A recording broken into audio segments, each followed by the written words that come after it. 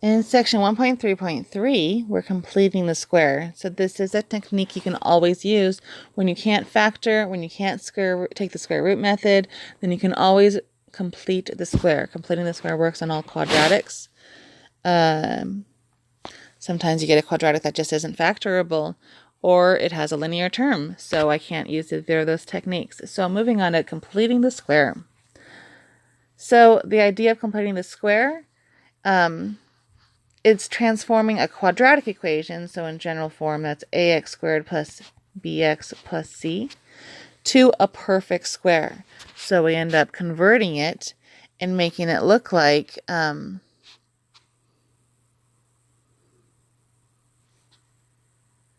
x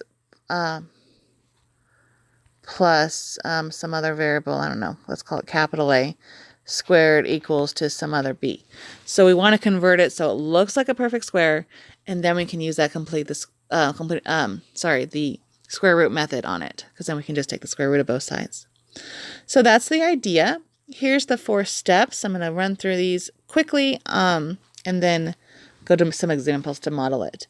So first we're going to express it in terms with all the variables on the left. So that's our first step. We get all the variables on the left, constants on right,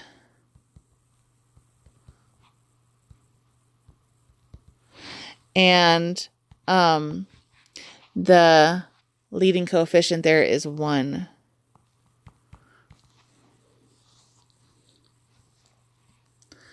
So if I have a leading coefficient of 1, so I just want to reformat, do subtract, divide, whatever we need to do to get it into that format. So, and then we get, oh, I'm going to do this one in orange actually. And then once we get it in that form, then I can divide by 2 and square the results. So this is kind of the opposite of our perfect square factoring. Remember what our perfect square looks like. We have the middle term is the product of the square roots doubled. We're doing the opposite of that to make it, we're kind of deconstructing. So we're going from this format. I'm sorry. We're trying to get it into this format where we have this situation so we can take the square of it. All right. And then we go to then once we get it in that form, we constructed, or I guess manipulated the equation to make it look like that, then we can take the square root of, we can write both sides, write the left side as a perfect square. And then once we do that, then we can solve using the square root method that we learned in 1.3.2. All right. Wasn't completely clear in explaining that. I apologize. I was kind of stumbling over my words, but let's see in these examples, and I think it will be more clear that way. So step 1 was to express the quadratic in the following form. That means we need to manipulate or, oh, actually, you know what I just remembered? 35 through 44. So your homework for this section, remember it's 1 through 65, every other odd. So there's actually 2 parts that relate to completing the square. There's one where they're just teaching you or asking you to do step 2. So they've already done step 1. You can assume this is already equal to 0. Step 1 is already done here, and you don't have to do step 2, 3, and 4. They're just saying what numbers should be added to complete the square of each expression. So they're just asking about this step, how to find this number. I don't know why I'm doing it in red. I should do it in orange. They're asking, how do you find that number, the number that you're going to add to both sides? So if this was my x squared plus bx, then the number I would add is divide b by 2 and then square it. So that's divide b by 2 and then square it. And b here is -8.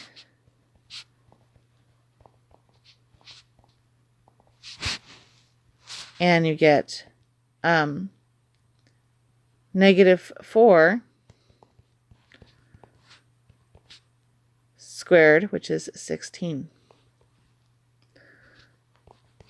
So for 35 through 44, you're not doing the entire completing the square process. You're just just practicing the divide b by 2 and square it.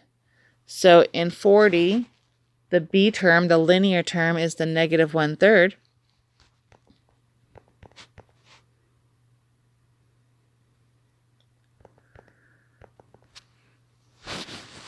So I take half of that and square it. So that means b divided by 2 squared is going to be negative 1/3 divided by 2. So half of that is 1/6 squared. And that gives me 1/36. So again, 35 through 44, you're just looking for that term that you're going to add. And in 45 through 56, we're going to do all 4 steps and bring it all together. So our first step is express that quadratic equation in the following form. I'm going to erase my scribbles here. We want it in that form. So we want all the constants on the right. That's my first step. My variables on the left, my constants on the right. So I'm going to add 2 to both sides, and I get y squared plus 8 equals 2. Oh, I've lost my y there. Y squared plus 8y equals 2. And I want my leading coefficient to be a 1, which it already is. There's no variable here, so that's an understood 1. So I have it in the right form now. And then my second step, I'm going to put a little 1 there for step 1. My second step is to divide by 2, divide b by 2. That's the thing we practiced in 35 through 44. Take that b term, take half of it and square it. So if b equals 8, that means b over 2 squared equals 4 squared, or 16. So for step 2, this is actually how I like to do it. I'm going to erase this for a second because I need some space. I like to rewrite my first step. I know I'm going to add something right here. And whatever I add on the left, I have to add on the right. I like doing these blanks because it's so easy to add it on the left like we did in 36 and 40 and forget about the right side of the equation, and then it's not equal anymore, and then you're going to making an equation that's not true. So I like to do those blanks and then fill in the blanks. So I know now I want to do what I did in 36 and 40 and think, okay, what number gets added there? And we just found out that was a 16. So that's that middle term half of the middle term squared. So half of 8 was 4, and square it was 16. So I add 16, and whatever I do on the left, I got to do on the right, so I keep it balanced. Okay. Now I have constructed a perfect square. So I have a perfect square trinomial now. I'm going to bring down that formula. So for step 3, we're going to write the left side of the equation as a perfect square. So it looks like I have 2 plus signs. So I'm looking at, this equation right here. So I have a perfect square trinomial by construction. So that means I can take one parenthesis and it's going to be squared, and it has the square root of the first term plus the square root of the second term. And that, whether it's going to be plus or minus, is always determined by that sign right there. What's in front of the linear term, that's the sign that comes down to your perfect square. And on the right-hand side of this equation, I have 2 plus 16, which is 18. And then for step 4, I can now solve that using the square root method. So remember, with the square root method, I get the left side of the equation to be a perfect square, which it is now. And I just take the square root of both sides. So when I take the square root of the left, I get y plus 4. And when I take the square root of the right, I got to do a plus or minus 18.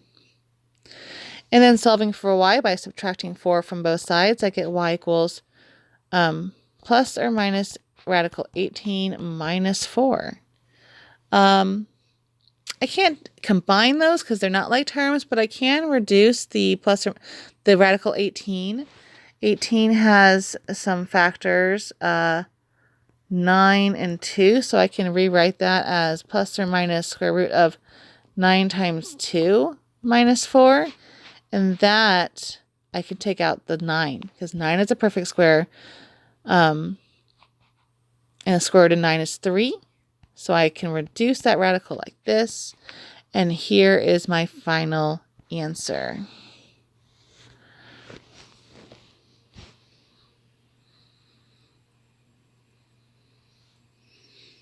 All right, that wraps up 46. And going on to 52, we're getting a little more challenging because now we don't have a coefficient of 1 anymore. So when we don't have a coefficient of 1, we can get a coefficient of 1 by dividing the equation by that leading coefficient. So I'm going to, for step 1, remember step 1 was to get in that form. Let me make this smaller so we can see our 4 steps here. So that first step was to get it in this form right here. Whoops.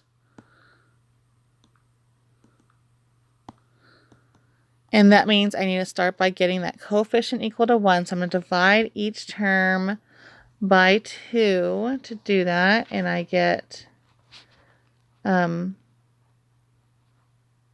x squared minus 2x plus 3 over 2 equals 0 over 2 is just 0. And then, remember, step 1 is to get the constants on the right. So I need to subtract 3/2 from both sides. And I get x squared minus 2x equals a negative 3/2. Subtracting 3/2 from both sides. And that gives me the form I need. So now going on to step 2, I need to figure out what do I need to add. So remember, for step 2, I actually like to rewrite step 1 with a space. So a space to add my b divided by 2 squared. And whatever I do on the left, I got to do on the right. So I'm going to write my blank on both sides. And our b here is negative 2. So if b equals negative 2, then the thing we're going to add is half of that squared. So that is half of negative 2 is negative 1, which is, squaring that is just 1. So I'm adding 1 to both sides. And then step 3 was write the left side of the equation as a perfect square. So I have constructed a perfect square trinomial with this method. So using this formula, notice I have a minus sign here in my linear term now. There's a minus sign. So now I'm going to have my parentheses is going to be a minus. And the a is the square root of the first term. And the b is the square root of the last term. Square root of 1 is just 1. And all of that equals what's on the right here. Negative 3/2 plus 1. So that's negative 3/2 is 1.5. So if I add 1, I get a negative 1/2. Oh, and I have a square here. So when you do your perfect square trinomial, remember to get the sign from the linear term. And don't forget to put the square on the parentheses. All right, step 4. Now I can use the square root method to solve this. Oh, I forgot to write my step numbers. I'm just going to go back and write what steps we did there. So step 4, now I have the perfect square on the left-hand side. That means I can take the square root of it and get x minus 1. So now my parentheses are gone. And on the right-hand side, I take plus or minus the square root of 1 over 2. And square root of 1 over 2 is equal to plus, or I just want to put that in reduced form, is square root of 1 over square root of 2, which is 1. A square root of 1 is just 1. But I can't have a 2 a square root in a denominator. So to rationalize that, I'm going to multiply by radical 2 over radical 2. This does not change the value because it's just multiplying by 1. I sometimes just do that part in my head, and I get, on the numerator, I get 1 times radical 2, which is radical 2. And the denominator, square root of 2 times square root of 2, my square roots go away, and I just get 2. Because that's now the square root of 4, which square root of that is 2. So to rationalize it, I just multiply by the denominator to make that square root sign go away. All right, and then I get x minus 1 equals plus or minus square root of 2 over 2. To get x by itself, I can add 1 to both sides. And I get x equals to 1 plus or minus a square root of 2 over 2. And that's my final answer.